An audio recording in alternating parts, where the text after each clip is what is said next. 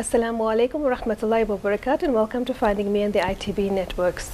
Today I have a very dynamic young lady. She is vivacious, she is charming, she's intelligent, and she is exceptionally contradictory, and of course she will challenge you in many of the aspects of the things that she writes and the things that she says. But it's wonderful because it shows that the youth have an inquiring mind, and it was much of this that enticed me to literally beg Ayesha to come onto the show, because I tried really hard. And of course, with all the things that were happening in the schools and the universities this year in South Africa, with the fields must fall, and the fact that she's a student, it took a while to get her here, but finally I did.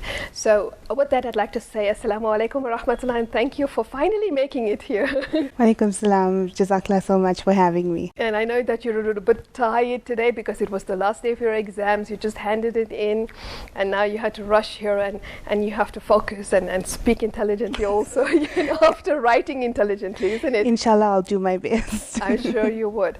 Okay, so Ayesha, you have just completed your honours in media studies at the University of the Witwatersrand. You're a journalist for the Daily Vox. You're part of the MSA and you head the politics department. Okay, so you have a very busy portfolio. How do you cope? Very little sleep and lots of supportive people in my life, definitely. And everything that I do because I really want to do it. And I think, that passion really drives me and pushes me forward. And of course, my faith. I draw a lot of strength from my faith. Whenever, obviously, with taking on a lot, it comes with a lot of stress. It comes with a lot of strain. And, it's always just sit on your musalla and regroup and just take 5 minutes and breathe, and Allah always makes it right again. Yes, He does, certainly, especially when you ask Him first, isn't it? So now you were just explaining to me a little while ago that you got into this big rush of the writing for the Daily Vox, and putting all that together, plus your activism, your role as a student, and of course we know that with the Fees Must Fall campaign, the University of Witwatersrand was of course the foremost leader in this particular campaign. So you must have been drawn into it through the MSA, being a student, and then plus a journalist. So did you have to cover it from these three different perspectives? I think this movement itself was really an intersection of everything that I've been involved in and that I am involved in. And I won't lie, it pushed me and it tested me in a lot of ways as well. It got me to question a lot of things. It got me to realize a lot of things. In some ways it was a form of filtration, looking at how people responded to it, people that I thought I knew, people that I thought would behave differently in certain situations. I mean, there was an instance where we were blocking the boom gates on the second day of the protest, and most of the Indian people at campus, or in my experience at least, we all know each other through mutual friends or so. And someone who was a friend of a friend came past, and he a Muslim guy, his name is Muhammad, of course. He started swearing at us, my Muslim friends and I that were standing there, F's and B's one way, saying, "Are you going to pay for my Uber?" And something like that. It's just it makes you think, what kind of community do I come from, that people that I think I know, or people who would come from the same kind of demographic or background as me, would have this kind of reaction to something like this. And so in that way, it's really been a learning experience, through all of my roles, as an activist, as a student, as a journalist as well. Yeah, I think for all of us, even for myself, I think the first confrontation comes from those closest to within you, where you think they would understand it, but then you realize that how drawn up and so preoccupied people are with themselves, with their own sense of comfort, their own, privileges, their own sense of entitlement, that they somehow cannot relate to the structural poverty in South Africa and to the challenges that other students face. It's about me and I. Yeah, that's the most confusing part for me, that at the outset we're saying it's a protest. The purpose of protest is disruption. The purpose of protest is to make you uncomfortable, is to displace you. And the ideological act of saying you're trapped within the university so you can't leave with your car, how does that compare to being trapped within your circumstances, to not be able to have the opportunity to have an education, to with an education being the only thing that can elevate you out of this. Exactly. Yeah, no, it's amazing. I also found that it was very, very challenging, and I was rather surprised and disappointed by the comments of people, like you said, whom you think and then suddenly it's all about, oh, my child won't be able to write her exams, and we won't finish on time, and now it's going to be delayed, and so our holidays are going to be interrupted. It was like mind-boggling to think that after so many years of oppression, people have not understood the effect of oppression and apartheid on the vast majority of the people whom we live with, and we live amongst. It's so true. I mean, we're 20 years into democracy, and it's like we feed ourselves this fallacy of the rainbow nation, and we think, oh, all is fair, we're all equal now, and we don't understand what a whitewash that is. We don't understand how it's glossing over so much of inequality. We don't understand that, yes, just because I'm fine, I have running water, electricity, and a warm bed to sleep in, and a meal on the table, that doesn't mean that we have equality. There's a stark difference between equality and justice. And justice is I think what we were trying to highlight, what we were trying to really get out of this protest. What we're still trying to get out of this protest, where if you look at outsourcing, which is still an ongoing struggle, and as long as people don't have that understanding, it's just they'll forever be stagnant. Yeah, they will stay in that situation. And I also found that what was incredible was people's failure to relate to the struggles of the students. And to me, I could not understand that, because as a Muslim, if you carry a Muslim identity, then the Prophet ﷺ always told you to look at those below you, don't look at the ones above you. So you should be looking at those below and say, like, what is the struggle about? But the comments that were being articulated was disgustingly racist. Many people said, oh, the African students don't even finish varsity in the first place. Most of them fail and they drop out, or that they're disruptive and that they destroy property, etc. So why should we support the struggle, but not realizing the context and the circumstances.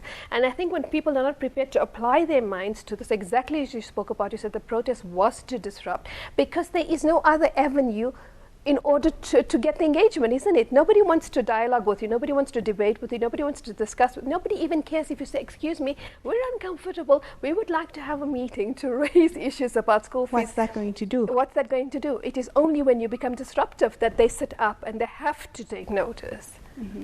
And so did you find that as well? Yeah, no, I mean, definitely the levels of ignorance that people were displaying, when like you say, and something that keeps me rooted in the MSA as well, is the fact that social justice is central to Islam. That if you're not advocating for those who don't have anything, what good are you as a person? And I got emails from Muslim students on campus, because I was previously the vice chair of the MSA at FITS. I got emails from students saying, what kind of disgusting behavior is this? How can you be partaking in this? We had people who were running for the incoming committee being, one of the people who were trying to run us over as we were standing in front of rooms. And, even more, I don't know if I'm digressing a bit here, but even more disheartening for me personally, if I look at, interest, or just the fact that I'm a human being, a Muslim woman, is the fact that a Muslim woman was the person who executed this revolution in the first place. I mean, I'll be unapologetic in saying that. The fact that, you know, Muslim people themselves could not find it within them to support her in that, and to remove themselves from you know, sense of privilege, I think. Exactly. Yeah. To lend their support, or to lend their solidarity. And, you know, another thing that I found was, these same people who are complaining or talking about, no, but we want to write exams, no, we want to do this, were the same ones who were saying, oh, okay, Friday there's something happening at the union buildings, let's all go and see what's going on. Let's all say we support the struggle. You know, making it more something fun to do with your friends than actually committing to a struggle. Exactly. Isn't it? Yes, it's too much of lip service, and I think much needs to change within our communities, and especially our youth. And you're raising the issues of the youth, and I'm glad that within the MSA there was a strong support. I mean, the MSA union really supported, and the MSA adverts, I mean, stood behind the protest. I mean, I was following your tweets and watching the work of the students there, and it was brilliant. And of course, Shaira did I feel she did an excellent job, and I have to say, Comrade Shaira was excellent, and she really read the struggle, committed right through to the end, and it's good that there's a lot of other people who stood by her and supported, and hopefully from our communities and maybe from the parents who are involved there would be some sense of realization. And do you find that amongst the parents of these students who did get involved there is a certain sense of awakening? I think what the issue is that you'll find that there's a core group of Muslim students who, alhamdulillah, are conscientized and are at every protest, whether it's for workers, whether it's for fees, they're there. And but the sad part is it's the same 5 or 6. And so yes, for sure, their parents are aware of what's going on, or they've learned to accept it, that my child is committed to this, so all I can do is support them. It doesn't matter whether I agree or not, but it's my child.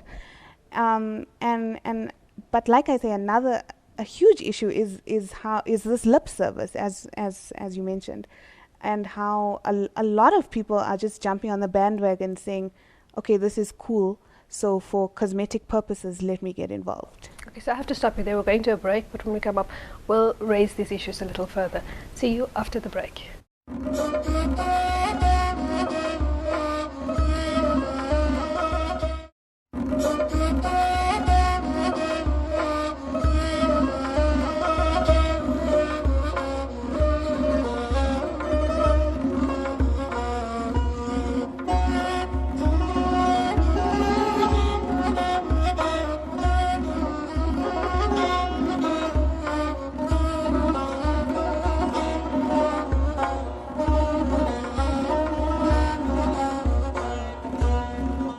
Assalamu alaikum wa rahmatullah, and welcome to the second segment of the first interview today with Ayesha Patel, and we're speaking about very many interesting issues, but the first, of course, the focus was on the fees must fall and a student perspective.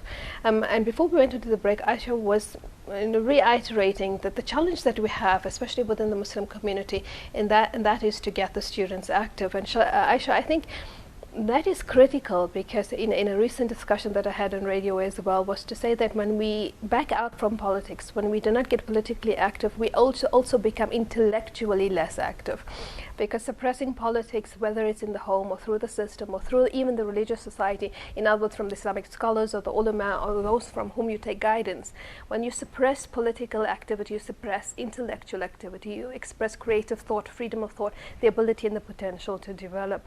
And that's why I think in many instances we find that the Muslim students are lagging behind. That's so true. I mean, politics is central to everything. And, unless you're coming from a space where you're taught that, or even unless you're coming from a space where critical engagement itself is encouraged, it affects so much, the way that you see the world, the way that you interact, the way that you understand things, react to things. It's something as simple as with your family saying, it's August 16th next week. What does that mean in South African history? Are we not engaging enough with the things that are happening around us, to understand that what goes on around the world affects us. What goes on in our country affects us. We were seeing this now with the attacks in Paris and what happened before that, etc. And then the absolute inability of Muslims to respond or react, isn't it? And I know exactly as what you just said, that you have to be conscious and you have to be aware. We're heading into 16 days of activism as well, which is an international campaign. This is South Africa's 16th year into the 16 days of activism, and this is about no violence against women and children. And like you said, it was a woman who basically led this revolution at Wits, and much of what you do is speak about social justice, etc. I suppose it also filtrates into this concept of 16 days of activism. What are your thoughts on that? Well, first of all, I think, we should be talking about these issues throughout the year, not just for 16 days. Yeah, exactly. Although, this campaign obviously serves a very important purpose, highlighting these things, bringing these things to the fore. Because the fact is, when you're a woman, you're the bottom of the food chain automatically. And a woman will always bear the brunt of everything in any situation. And I've seen that in my community in a lot of spaces, and it's an uncomfortable thing to see, but it's a reality. And we see it in this country. We see it in the rape rates.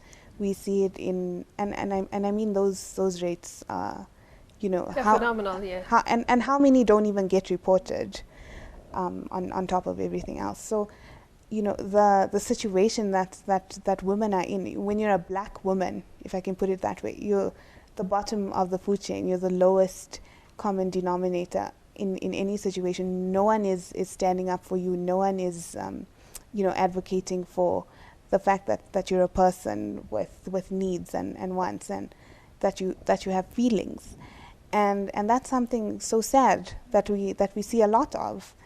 And so, it's important that we have this campaign, that we're talking about these issues. Yeah, but we see that the violence against women and the violence against children, well, in South Africa it's rife, but I think many people pretend that it doesn't exist in the Muslim community, so it's not of a concern to us. But we find that there is domestic violence in the Muslim community, and there is violence against the children. I don't know if you saw this documentary, but just yesterday I was watching, and they said Sony does some awards every year, and Haider Ali produced this document on Pakistan's shame, and it shows about how these pedophiles were actually raping boys on the streets of Peshawar, and it speaks about this, this absolute disgust and the shame that exists in Pakistan. But I think so. The reality is, and you think, but Pakistan is a Muslim society, a Muslim community, and they're speaking openly about it. Like, one of the rapists actually said he so far has raped 10 to 12 children, and there seems to be no sense of shame. But within ourselves, it's always about pushing things under the rug, pushing it under the carpet, pretending it doesn't exist, that we don't want to come out and confront these issues. And as a journalist, do you find that? I do find that, definitely. I think, I've been working as a journalist for almost 2 years now, and in the past 2 years, the way that my mindset has changed and evolved from the things that I thought were normal. Because like you say, in our community, talking about rape, talking about sex, talking about these issues, they're taboo. And so how do you deal with taboo? You don't deal with it. Yeah, you pretend it doesn't exist. You pretend it doesn't exist. And you're bringing up this issue of rape in Pakistan. How much of rape is there in marital homes even? How much, all of these issues of domestic violence, and it all goes back, I'll be controversial here, it all goes back to power complexes. That's simply what it is. It's disgusting as assertion of power, and we don't know how to deal with it, or we don't know how to respond to it. Or when you're a victim in that situation, obviously you're put in a position where this is the person that's abusing you, but in some cases this is the person that's feeding you. So how do you respond? You're stuck in a corner. And it's a terrible. So in terms of societies on campus, for example, I know it's the end of the year, etc. Do these campaigns follow into your programs? Do you pick it up the following year, or do you try and raise awareness throughout the year? I think, yeah, throughout the year, we do try our best to just raise awareness about these things. I mean, it's a sad fact, a sad reality that, you know, there is rape on campus. Unfortunately, there are Issues of violence. Issues of violence. I very unfortunately witnessed one night. I was leaving Wits late at night, and there was a man, I assume he was drunk, beating up a woman, a female student at the bus stop. And you know, when you're in that situation, witnessing something like that, it's a horrible thing to see, and it's a selfish, you know, immediate response, but you're fearing for your own safety more than anything else. And you don't know if you must stop and help or not stop and help, or leave it to them, get involved. What do you do? What do you do? I mean, so the way that I responded was I called campus control. I thought that would be the best option. I mean, yeah, but the thing is, at least you knew the number for campus control. So that's because you're aware that these circumstances exist and that we should be empowered, and that we should have some mechanisms by which some mechanism to which we resort in situations like that. The problem is when people don't even think about these issues, when they pretend that it doesn't exist, there's no way of empowering yourself, isn't it? So you're totally handicapped. That's 100% true, and that's 100% what the issue facing our community, as much as the you know, feeding into the whole taboo issue is the fact that you know, you're enabling the situation when you're not doing anything about it. And like you say, you're 100% disempowered because you're not doing anything to change it. You're not doing anything to take yourself out of that to a position of safety, or you know, to reach out and try and get justice. But at the same time, you know, you have to look at things contextually and say, is this the person who's feeding me? Is this the person who's, you know, enabling me to have a certain kind of lifestyle? Because I mean, domestic violence is not something that only affects, you know, lower incomes, and I think that's a stereotype that we have to get away from. And especially, you know, looking at how, well, I mean, I'm at an age where a lot of my friends are getting married, and you know, that's something you really have to look at. You know, you think it will never happen to you, and then one day you're faced with a situation. Exactly, yeah. And then what do you do? Yeah, of course, and the question is always, what do you do? So in terms of your understanding, and we're coming to the end of the program, like a parting comment or parting words on this particular campaign, the 16 days of activism, no violence against women and children, you know, what's the parting thought that you would like to leave? You know, it's easy to say that if a man is emotionally or physically abusing you, just get out of the situation. But it's much easier said than done, because you know, everything is contextual, 100% contextual, and you know, I can't judge a situation that someone else is in. You know, if what you're thinking of your kids first, for example, you're thinking of you know, other bigger issues. So I can't immediately judge and say it's a dichotomy of yes, he's bad, get out. But you should always remember that the only way that you can empower yourself is to do something about that situation, is to, you know, in whichever way that you can, speak out against it, or do something to protect yourself. Because as long as you stay silent, all you do is enable, and all you do is allow this cycle to continue. And in that way, the only victim is perpetually yourself. Yeah, and I think I would like to conclude on this. It's also very often what we see in psychological terms is the abuse becomes the abuser later on. And violence does that. Violence usually begets violence. And violence is a major issue. But we'll talk about that another time. I'd just like to say thank you very much for being and for sharing these thoughts. And in the next interview, we have some really powerful issues to discuss, and that is around your research on the hijab and about Islamic feminism, etc. But for today, thank you very much for being here and for sharing your time. Fi amanillah, wassalamu alaikum wa rahmatullah.